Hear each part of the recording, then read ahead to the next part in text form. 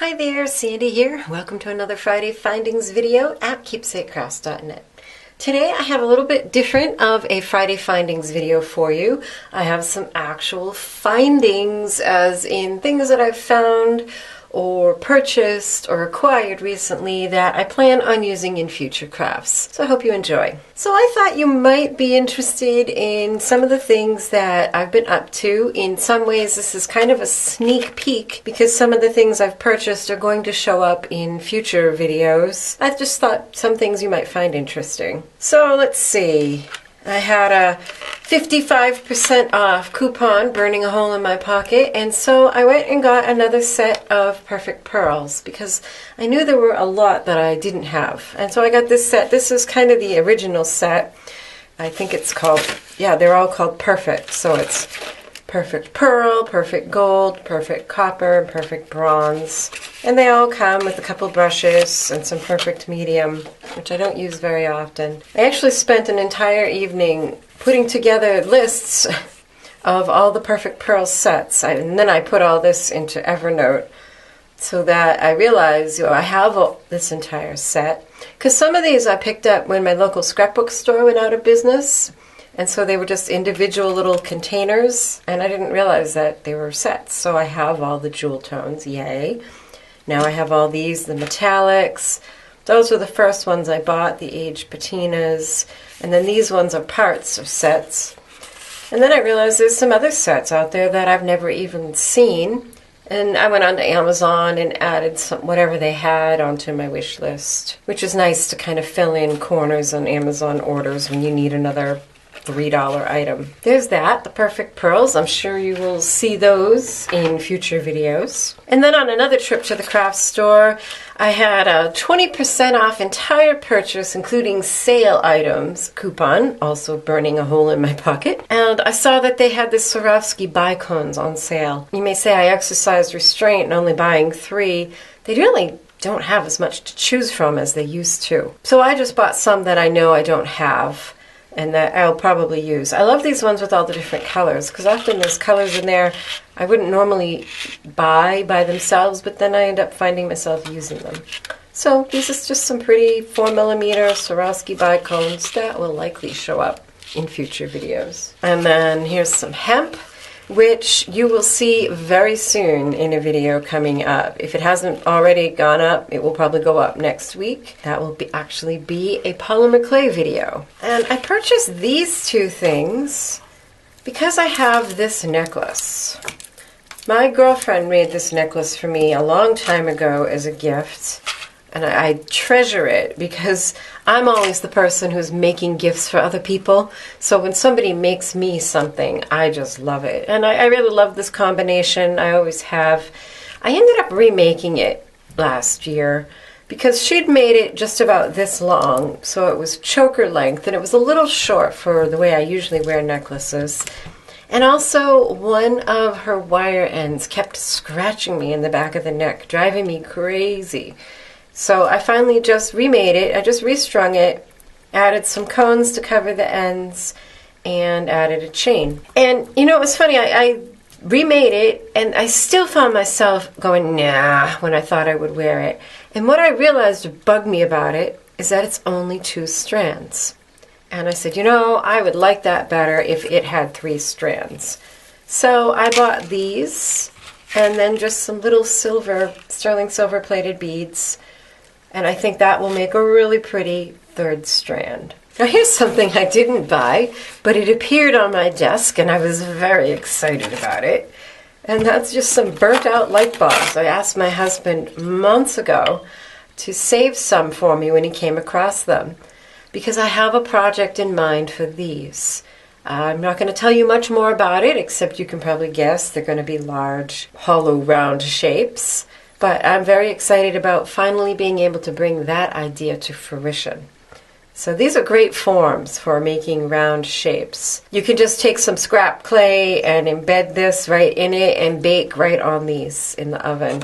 So I'll be keeping these forever and ever as forms and not throwing them out because you're not going to be able to find this shape forever. They've changed it. And here's something, I got it at the craft store, but it's not really craft related. I make my own cleaning supplies. I recently purchased these glass bottles to put my mixes in because I use essential oils, and so they need to be in glass, not plastic.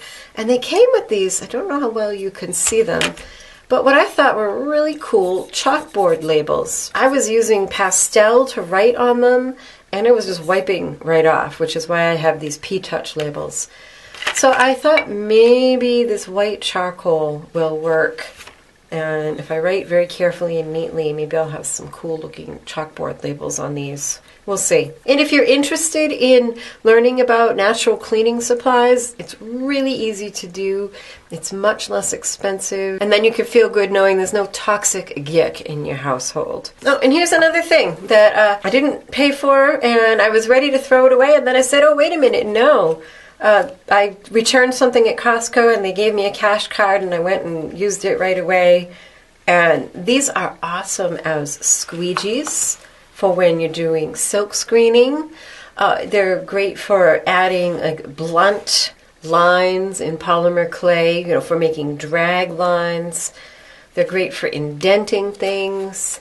There's so much you can use just an old cash card, credit card, whatever for. And here's something a little bit different. I shared with my patrons that I've finished up this embroidery. I've had this for over a decade. I finally finished it, and then I brought it to Michael's to look into getting it framed, and we picked out, sadly it's not in color, but we picked out a couple of mats and a nice frame and some non-glare glass, and gasp, that's the total. So I'll be saving my pennies to get that done. But Maggie the Mess Maker is kind of a fun thing to have in my sewing studio. And here's a fun thing. I was thrilled to pieces to find this at my local Salvation Army for $1.99. Marlene Brady at the Polymer Clay Adventure, one of the recent classes was her altered fairy teapot. And so I wanted to find one that I could do. I was happy to find this for $1.99. One thing I didn't like about hers was that it was shiny. And so I actually took some etching cream. I think you're supposed to leave it on for a minute. I walked away and left it on overnight. It certainly did etch it, but I'll have to try it in another spot for just a minute to see if we can knock down some of the shine. I think I would like that better. So Salvation Army is a great place to go search for things that are going to be a base for your polymer clay. This is in beautiful condition, but it kind of wouldn't have mattered if it had had chips or nicks or things because those could have been covered with the polymer clay. So this will be a fun project that I'll be working on soon. And then finally, a couple magazines have come. Here's the fall 2016 issue of the Polymer Arts and some gorgeous pieces on the cover. And I wonder if those were made over the tops of light bulbs. You can see that shape. And the theme is simplicity and serenity. And there's some great things in here. I'm looking forward to making a mandala. You talk about it being meditative and you just kind of get into the flow. And I love these bracelets. This really sparked an idea for a kind of bracelet that I may make.